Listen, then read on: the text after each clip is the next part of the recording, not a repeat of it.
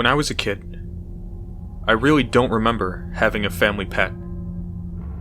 We had a dog up until I was about 6 years old, and after she had passed, life just didn't show any positive sign of my family getting another one. Well, that's what my parents said. I was so desperate for a pet that I would look after the neighbors' dogs when they were away on vacation. I absolutely loved it. The dogs would stay at the neighbor's house, and I would go over a few times a day to feed and exercise them. I would be there for hours, just throwing the ball around. I'm sure they loved it as much as I did. I always felt safe during my time watching the neighbors' dogs, until a new neighbor who had just moved in asked for me to watch their house. They were there for maybe a week, at most 2. I found it odd that they would ask a kid they didn't even know to watch their house while they were away. Despite the weird feeling I had about the offer, I politely accepted anyway. How bad could it possibly be? The neighbor wanted me to come over for a quick visit before she left, just to go over some things that she needed taken care of while she was away. I went over the next day. I hadn't seen the inside of the house before. Given all of the years I had lived here, the house was always creepy to me, and it was always abandoned. Until now. I walked up the old wooden steps. The boards creaked under my feet as I put weight on each one going up. The house didn't have a doorbell. Instead, it had one of those old-school knockers you see on those really old houses in the movies. I used the knocker 3 times against the door. The sound echoed on the other side. The door slowly creaked open. "Come in," I heard a voice say from behind the door. I stepped inside, and the door slammed behind me. I spun around quickly, and there stood the creepy neighbor, grinning eerily. She was wearing a long black tattered dress. She looked like she hadn't slept in a while. "Hello," she said softly. "Can I help you?" I stared at her in confusion. "You asked me to come over before you left," I responded. She just stood there, grinning. It was weird. Borderline scary. "Just give me a minute," she finally responded. "I will be right back." She walked past me and turned into what looked to be the kitchen, and disappeared into a back room. I stood there awkwardly, trying to figure out what was happening. Did I misunderstand something about me coming over? Then I heard footsteps coming from another part of the house. They started out softly, but then increased in sound as I noticed they were coming towards me. "Hi there!" a voice rang out behind me. I nearly jumped at the sound. I turned around and the neighbor was standing there. But she looked different. No black dress, and definitely looked a little more rested. Maybe she changed and put on makeup. How would I know? I'm just a 16-year-old kid. "So I just have some things to go over," she started. "This is an old house, and while it is quite large on the inside, it still can be a bit dangerous." She proceeded to show me around, pointing out different locations that could potentially prove hazardous. "Oh, and there are a couple of rules that cannot be broken under any circumstance. Number 1, stay away from the basement. I've noticed some strange fumes coming from down there, and I'm having someone come look at it in a couple of weeks. Rule number 2, if you see my doll in random spots around the house, don't touch him. I like to move him around. It brings me back to my childhood, like having an imaginary friend. That rule is definitely odd, I thought to myself. And rule number 3. With the fume issue, you might see some things that you can't explain. In the event of that happening, leave the house. Don't talk to anyone in the house while I'm away. The serious look on her face sent chills down my spine. Okay, I understand, I responded softly. I'm just kidding, she said quickly. There's nothing here that's dangerous or for you to be afraid of. It's just an old house, and I want to make sure that you'll be safe, especially when you stay overnight. My eyes widened. You want me to stay overnight while you're gone? I asked nervously. I never liked staying over at someone else's house, alone. Especially in a creepy place like this. Yes, of course, she replied. I just want it to look like someone is here during the night. Is that okay? I nodded, and said that it was fine by me, even though it really wasn't. I was to stay over at her house for a week when she left.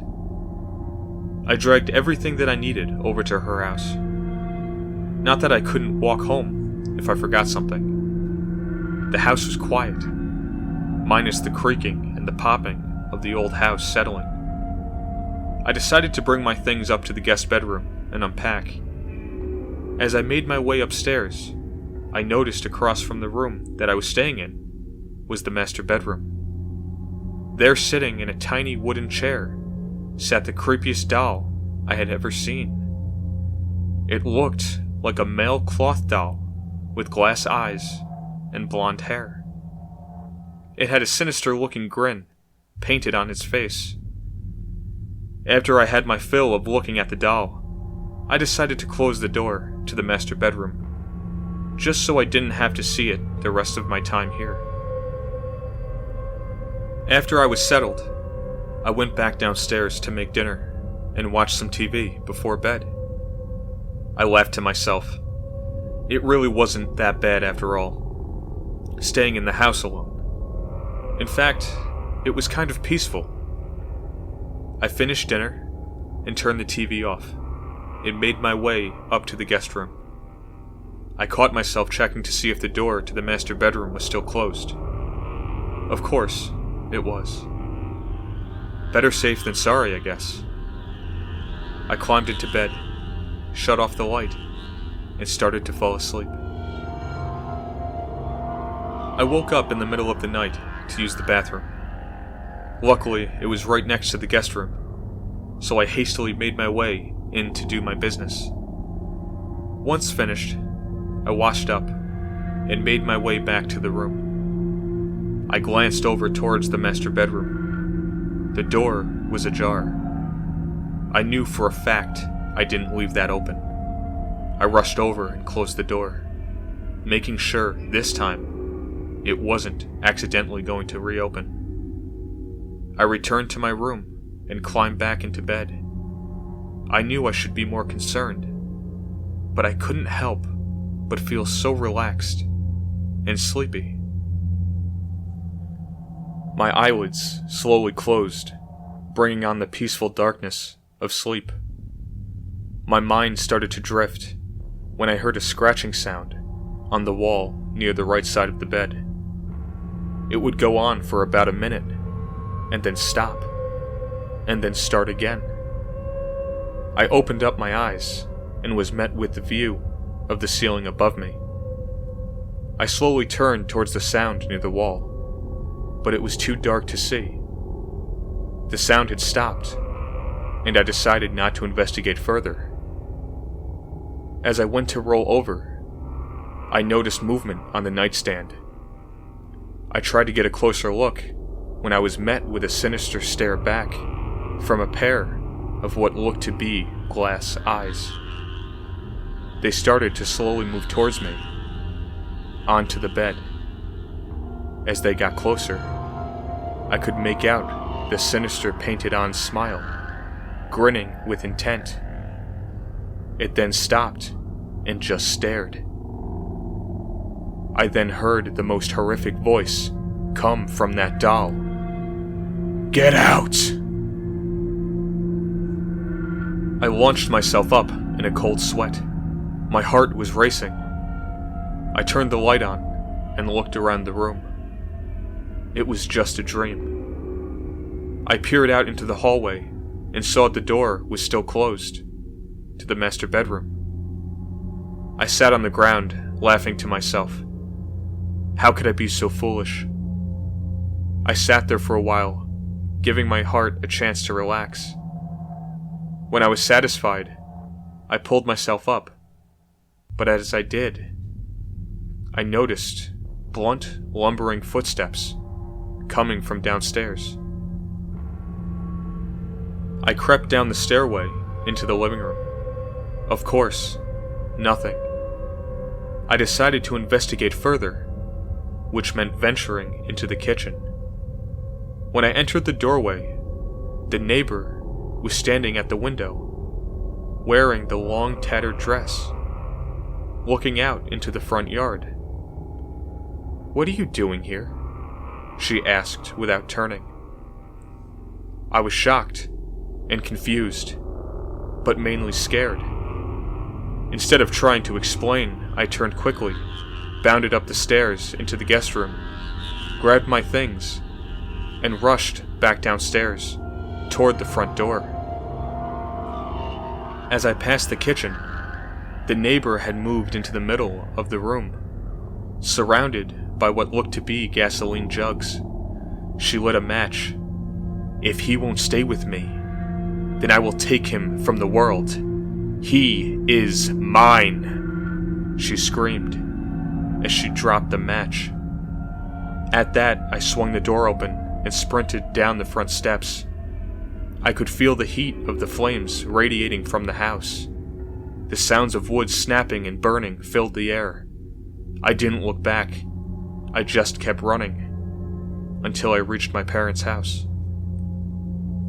I shot through the front door and grabbed the phone. I had to call for help. After getting off the line, I just sat and waited. About 10 minutes later, I could hear sirens approaching. I tried to look out the window to see what was going on, but I couldn't see anything from that angle. A few minutes passed when I heard a knock at the door. I raced over and swung it open. I was met by a visually frustrated-looking police officer. "Evening," he said. "We got a call about a burning house. Were you the one who called that in?" I nodded slightly. The officer huffed with agitation. "You do realize it's illegal to call in a fake tip?" he asked. I stood there frozen. "I didn't call in a fake tip," I protested. "That woman had gasoline and a match. I watched her light it." The officer stepped forward. "Son, I've lived in this town my entire life. No one has lived in that house in a very long time.